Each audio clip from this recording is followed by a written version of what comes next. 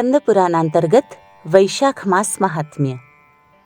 ધર્મવર્ણની કથા, કલીની અવસ્થાનું વર્ણન, ધર્મવર્ણ અને પિતૃઓનો સંવાદ તથા વૈશાખ અમાવાસ્યાની શ્રેષ્ઠતા.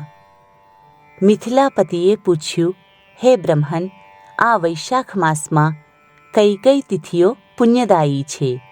ત્યારે શ્રુતદેવજી બોલ્યા, સૂર્ય મેષ રાશિ પર સ્થિત થાય ત્યારે વૈશાખ માસમાં તિથિઓ પુણ્યદાયી માનવામાં આવી છે. એકાદશીએ કરેલું પુણ્ય કરોડ ગણું થાય છે. તેમાં સ્નાન, દાન, તપસ્યા, હોમ, દેવપૂજા, પુણ્યકર્મ અને કથાનું શ્રવણ કરવામાં આવે તો તે તત્કાળ મુક્તિપ્રદ છે. જે રોગગ્રસ્ત અને દરિદ્રતાથી વ્યાકુળ હોય તે મનુષ્ય આ પુણ્યમયી કથાને સાંભળીને કૃતકૃત્ય થઈ જાય છે. વૈશાખ માસ મનથી સેવન કરવા યોગ્ય છે, કેમ કે તે સમય ઉત્તમ ગુણોથી યુક્ત છે. દરિદ્ર, ધનાઢ્ય, પંગુ, અંધ, નપુંસક, વિધવા, સાધારણ સ્ત્રી, પુરુષ, બાળક, યુવા, વૃદ્ધ તથા રોગગ્રસ્ત મનુષ્ય હોય તો પણ વૈશાખ માસનો ધર્મ દરેકને માટે અત્યંત સુખ સાધ્ય છે. પરમ પુણ્યમય વૈશાખ માસમાં જ્યારે સૂર્ય મેષ રાશિમાં સ્થિત હોય ત્યારે પાપનાશિની અમાવાસ્યા કોટી ગયા તીર્થ જેટલું ફળ આપનારી હોય છે. રાજન, જ્યારે પૃથ્વી પર રાજા સાવર્ણીનું રાજ્ય હતું તે સમયે 30મા કળિયુગના અંતમાં બધા ધર્મોનો લોપ થઈ ચૂક્યો હતો. તે સમયે આનર્ત દેશમાં ધર્મવર્ણ નામે એક વિખ્યાત બ્રાહ્મણ હતા. મુનિવર ધર્મવર્ણે તે કળિયુગમાં જ કોઈ વાર મહાત્મા મુનિઓના સત્રયાગમાં ભાગ લેવા માટે પુષ્કર ક્ષેત્રની યાત્રા કરી. ત્યાં થોડા વ્રતધારી મહર્ષિઓએ કળિયુગની પ્રશંસા કરતા આ પ્રમાણે કહ્યું, સતયુગમાં ભગવાન વિષ્ણુને પ્રસન્ન કરનારું જે પુણ્ય એક વર્ષમાં સાધ્ય છે તે જ પુણ્ય ત્રેતામાં 1 માસમાં અને દ્વાપરમાં 15 દિવસોમાં સાધ્ય થાય છે. પરંતુ કળિયુગમાં ભગવાન વિષ્ણુનું સ્મરણ કરી લેવાથી જ તેને 10 ગણું પુણ્ય થાય છે. કળિયુગમાં અલ્પ પુણ્ય પણ કરોડો ગણું થાય છે. જે એકવાર પણ ભગવાનનું નામ લઈને દયાદાન કરે છે અને દુકાળમાં અન્ન આપે છે તે અવશ્ય ઉર્ધ્વલોકમાં જાય છે. આ સાંભળીને દેવર્ષિ નારદ હસતા રહીને ઉન્મત્તની જેમ નૃત્ય કરવા લાગ્યા. સભાસદોએ પૂછ્યું કે, હે નારદજી, આ શું છે? ત્યારે નારદજીએ હસીને તે બધાને જવાબ આપ્યો કે, તમારા લોકોની વાત સત્ય છે. એમાં સંદેહ નથી કે કલિયુગમાં અલ્પકર્મથી પણ મહાન પુણ્ય પ્રાપ્ત થઈ શકે છે તથા ક્લેશોનો નાશ કરનાર ભગવાન કેશવ સ્મરણ માત્રથી જ પ્રસન્ન થઈ જાય છે. તેમ છતાં હું તમને એ કહેવા માંગુ છું કે કલિયુગમાં આ 2 વાતો અશક્ય છે: શિષ્ણેન્દ્રિયોનો નિગ્રહ અને જીભને વશમાં રાખવી. આ 2 કાર્ય જે સિદ્ધ કરી લે તે નારાયણ સ્વરૂપ છે. તેથી કલિયુગમાં તમારે અહીં ના રહેવું જોઈએ. નારદજીની આ વાત સાંભળીને ઉત્તમ વ્રતનું પાલન કરનારા મહર્ષિ એકદમ યજ્ઞ સમાપ્ત કરીને સુખપૂર્વક ચાલ્યા ગયા. ધર્મવર્ણે પણ તે વાત સાંભળીને ભૂલોકનો ત્યાગ કરવાનો વિચાર કર્યો. તેમને બ્રહ્મચર્ય વ્રત ધારણ કરીને દંડકમંડળ હાથમાં લીધું અને જટાવલ્કલધારી થઈને તેઓ કલિયુગના અનાચારી પુરુષોને જોવા માટે ઘર છોડીને ચાલી નીકળ્યા. તેમના મનમાં ભારે આશ્ચર્ય થઈ રહ્યું હતું. તેમને જોયું કે મોટા ભાગના લોકો પાપાચારમાં પ્રવૃત્ત થઈને બહુ ભયંકર અને દુષ્ટ થઈ ગયા છે. બ્રાહ્મણો પાખંડી થઈ ગયા છે. શૂદ્રો સંન્યાસ લઈ રહ્યા છે. પત્ની પોતાના પતિનો દ્વેષ કરે છે. શિષ્ય ગુરુ સાથે વેર કરે છે. સેવક સ્વામીને અને પુત્ર પિતાને મારવામાં લાગેલો છે. બ્રાહ્મણો શૂદ્ર જેવા અને ગાયો બકરીઓ જેવી થઈ ગઈ છે. વેદોમાં કથાની જ પ્રધાનતા રહી ગઈ છે. શુભ કર્મો સામાન્ય લૌકિક કર્મો જેવા થઈ ગયા છે. તેમના પ્રત્યે કોઈની મહત્વ બુદ્ધિ નથી. ભૂત પ્રેત પિશાચ વગેરેની ઉપાસના થઈ રહી છે. બધા લોકો મૈથુનમાં આસક્ત છે અને તેના માટે પોતાના પ્રાણ પણ ગુમાવી દે છે. બધા લોકો ખોટી સાક્ષી આપે છે. મનમાં સદા છલ કપટ ભરેલું હોય છે. કલિયુગના લોકોમાં સદા મનમાં કંઈક અને વાણીમાં કંઈક જુદું તથા ક્રિયામાં કંઈક જુદું જ જોવા મળે છે. દરેકનો અભ્યાસ કોઈને કોઈ સ્વાર્થને માટે જ હોય છે અને માત્ર રાજભવનમાં તેનો આદર થાય છે. સંગીત વગેરે કલાત્મક વિદ્યાઓ પણ રાજાઓને પ્રિય છે. કલિયુગમાં અધમ લોકો પૂજાય છે અને શ્રેષ્ઠ પુરુષોની ઉપેક્ષા થાય છે. કલિયુગમાં વેદોના વિદ્વાન બ્રાહ્મણ દરિદ્ર હોય છે. મોટાભાગના લોકોમાં ભગવાનની ભક્તિ નથી હોતી. પુણ્યક્ષેત્રમાં પાખંડ વધી જાય છે. શૂદ્રો જટાધારી તપસ્વી થઈ ધર્મની વ્યાખ્યા કરે છે. બધા લોકો અલ્પાયુ, દયાહીન અને શઠ હોય છે. કલિયુગમાં મોટા ભાગના બધા ધર્મના વ્યાખ્યાતા બની જાય છે અને બીજાઓ પાસેથી કંઈક લેવામાં જ ઉત્સવ માને છે. પોતાની પૂજા કરાવવા ચાહે છે અને વ્યર્થમાં બીજાની નિંદા કરે છે. પોતે ઘેર જઈને બધા પોતાના સ્વામીના દોષોની ચર્ચામાં તત્પર રહે છે. કલિયુગમાં લોકો સાધુઓને નથી જાણતા. પાપીઓનો જ વધારે આદર કરે છે. દુરાગ્રહી લોકો એટલા દુરાગ્રહી હોય છે કે સાધુ પુરુષના એક દોષની પણ ઢંઢેરો પીટે છે અને પાપાત્માઓના ઢગલાબંધ દોષોને પણ ગુણ કહે છે. કલિયુગમાં ગુણહીન મનુષ્ય બીજાના ગુણ ન જોતા તેમના દોષો જ ગ્રહણ કરે છે.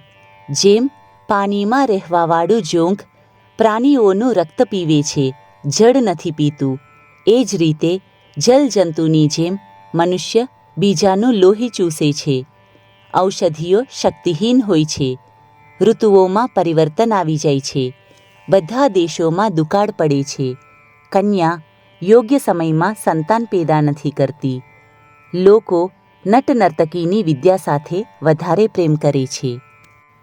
જે વેદ વેદાંત વિદ્યાઓમાં તત્પર અને વધારે ગુણવાન છે તેમને અજ્ઞાનીઓ સેવકની દૃષ્ટિએ જુએ છે. તે બધા જ ભ્રષ્ટ થઈ જાય છે. કલિયુગમાં મોટા ભાગે લોકો શ્રાદ્ધ કર્મનો ત્યાગ કરે છે. વૈદિક કર્મોને છોડી દે છે. પ્રાય જીભ પર ભગવાન વિષ્ણુનું નામ કદી આવતું નથી. લોકો શૃંગાર રસમાં આનંદનો અનુભવ કરે છે અને એના જ ગાના ગાય છે. કલિયુગમાં લોકો ના કદી ભગવાન વિષ્ણુની સેવા કરતા જોવા મળે છે, ના શાસ્ત્રોની ચર્ચા થાય છે, ના ક્યાંય યજ્ઞની દીક્ષા છે અને ના દાન ધર્મ થતા જોવા મળે છે. આ કેટલા આશ્ચર્યની વાત છે. આ બધું જોઈને ધર્મવર્ણને બહુ દુઃખ થયું. પાપ દ્વારા કુળનો ક્ષય થતો જોઈ અત્યંત આશ્ચર્યચકિત થઈ તેઓ બીજા દ્વીપમાં ચાલ્યા ગયા. બધા દ્વીપો અને લોકોમાં વિચરતા રહીને બુદ્ધિમાન ધર્મવર્ણ કોઈ સમયે કુતૂહલવશ પિતૃલોકમાં ગયા. ત્યાં તેમને કર્મોના પરિણામે કષ્ટ ભોગવતા પિતૃઓને પણ નીચે અંધારા કૂવામાં પડેલા જોયા. તેમને જોઈને આશ્ચર્યચકિત થઈને તેમને પૂછ્યું કે તમે લોકો કોણ છો? કયા ઘોર કર્મના કારણે આ અંધારા કૂવામાં પડ્યા છો? ત્યારે પિતૃઓએ કહ્યું કે અમે શ્રીવત્સ ગોત્રના છીએ. પૃથ્વી પર અમારા કોઈ સંતાન નથી.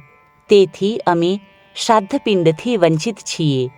તેથી અમારે અહીં આ નરકનું કષ્ટ ભોગવવું પડે છે. સંતાનહીન દુરાત્માઓનું અંધકૂપમાં પતન થાય છે. અમારા વંશમાં એક જ મહાપુરુષ છે જે ધર્મવર્ણ નામે વિખ્યાત છે, પરંતુ તે વિરક્ત થઈને એકલો ફર્યા કરે છે.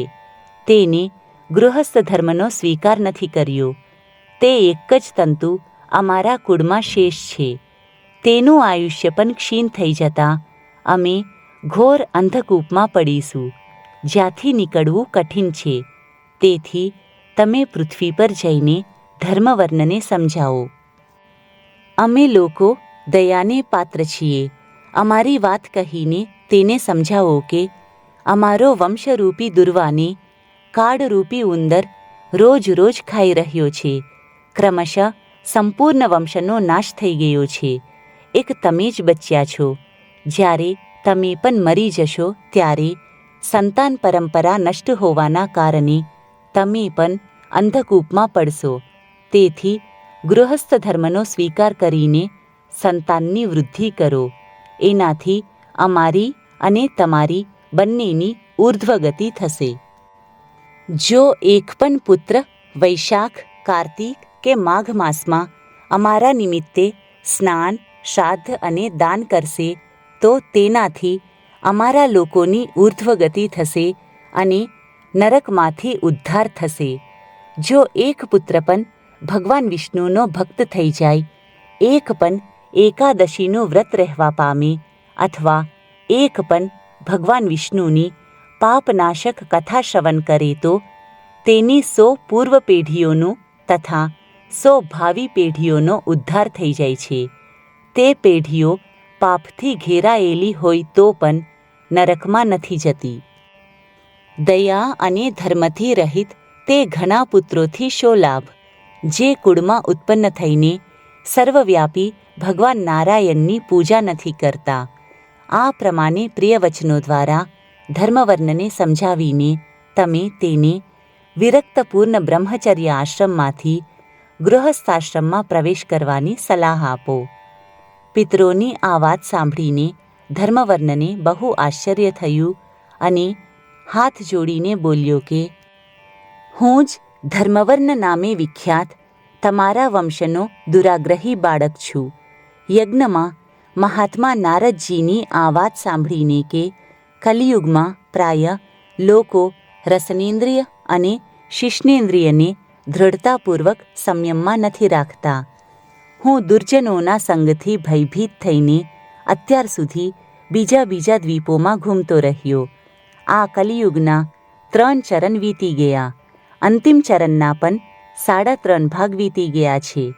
કેમ કે જે કુળમાં મેં જન્મ લીધો તેમાં માતા પિતાના ઋણને પણ નથી ચૂકવ્યું.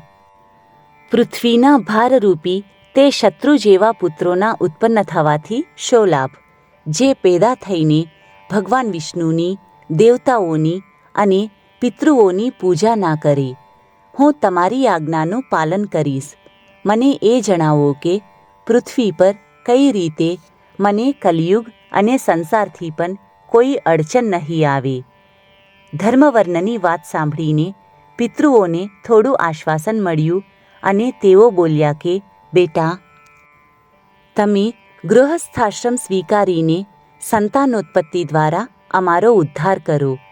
જે ભગવાન વિષ્ણુની કથામાં અનુરક્ત રહે છે, નિરંતર હરિસ્મરણ કરે છે અને સદાચારનું તત્પરતાથી પાલન કરે છે, તેમને કલિયુગ કોઈ નુકસાન નથી કરતો. માનદ, જેના ઘરમાં શાલિગ્રામ શિલા અથવા મહાભારતનું પુસ્તક હોય તેનું પણ કલિયુગ કાંઈ બગાડી નથી શકતો. જે વૈશાખ માસના ધર્મોનું પાલન કરે છે, માઘ સ્નાનમાં તત્પર રહે છે અને કાર્તિક માસમાં દીપદાન કરે છે, તેને પણ કલિયુગની કોઈ બાધા નથી આવી શકતી.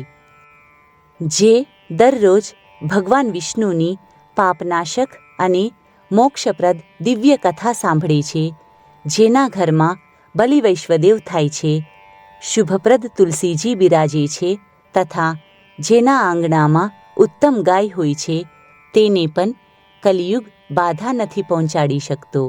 તેથી આ પાપાત્મા યુગમાં પણ તમને કોઈ ભય નથી. બેટા, તરત પૃથ્વી પર જાઓ. અત્યારે વૈશાખ માસ ચાલી રહ્યો છે. આ સર્વનું કલ્યાણ કરનારો મહિનો છે. સૂર્ય મેષ રાશિ પર આવે ત્યારે 30 તિથિઓ પુણ્યદાયી માનવામાં આવી છે. એક એક તિથિમાં કરેલું પુણ્ય કરોડો ગણું થાય છે. તેમાં પણ જે વૈશાખની અમાવાસ્યા છે તે મનુષ્યને મોક્ષ આપનારી છે. દેવતાઓ અને પિતૃઓને તે ઘણી જ પ્રિય છે. તે તરત મોક્ષની પ્રાપ્તિ કરાવનારી છે. જે તે દિવસે પિતૃઓના ઉદ્દેશ્યથી શ્રાદ્ધ કરે છે અને પાણીનો ઘડો અને પિંડદાન કરે છે તેમને અક્ષય ફળ પ્રાપ્ત થાય છે. તેથી હે મહામતે, તમે તરત જાઓ અને અમાવાસ્યા હોય ત્યારે કુંભ સહિત શ્રાદ્ધ અને પિંડદાન કરો. સર્વનો ઉપકાર કરવા માટે ગૃહસ્થ ધર્મનો આશ્રય લો.